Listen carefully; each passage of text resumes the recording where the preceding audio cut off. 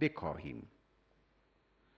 ببینید در این مدت همه نیازمندی هایی که وزارت بهداشت درمان داشته، خریدهایی که لازم بوده انجام بده، با سختی هایی که ما داشتیم در زمان تحریم انجام دادیم.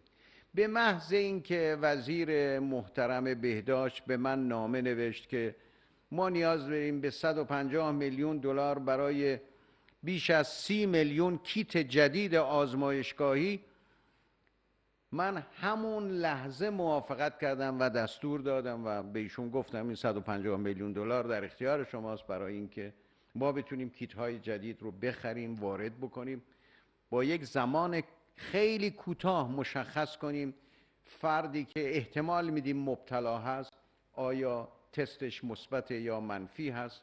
این کار داره انجام میگیره.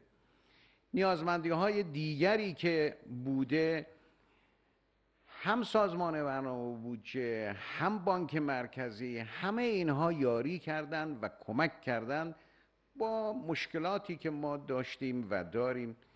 به حمدالله نیازمندی ها اکثرا به توسط شرکت های دانش بنیان داره ساخته میشه، در اختیار مردم قرار داده میشه.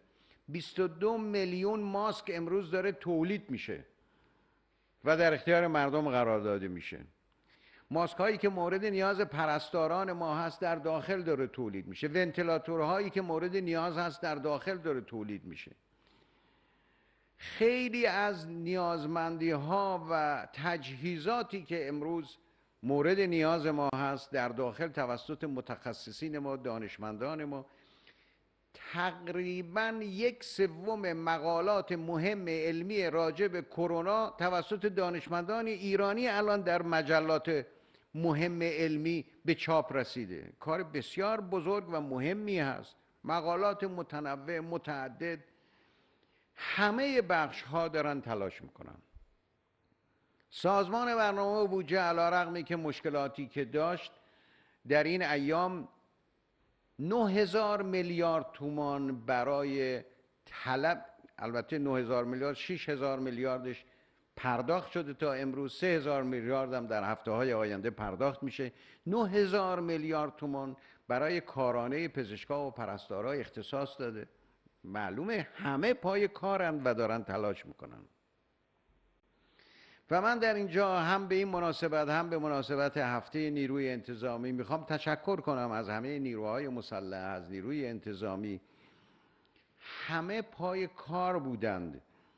یعنی اگر نیروی انتظامی که حالا وظایف بسیار زیادی رو برای امنیت کشور به عهده داره، برای امنیت مرزها به عهده داره، برای مبارزه با مواد مخدر به عهده داره، برای مبارزه با جرائم سایبری به عهده داره، به عنوان ضابط قوه قضاییه وظایف سنگینی بر دوش داره، اما در این حال چیزی که ما به نیروی انتظامی از اونها خواستیم برای مبارزه با این ویروس خطرناک، در کنار ما بودند، تلاش کردند. امروز جرائمی که مقرر شده برای اینکه مردم بیشتر توجه کنند به خطر این بیماری، مقصود ما جریمه کردن یا پول گرفتن از کسی نیست.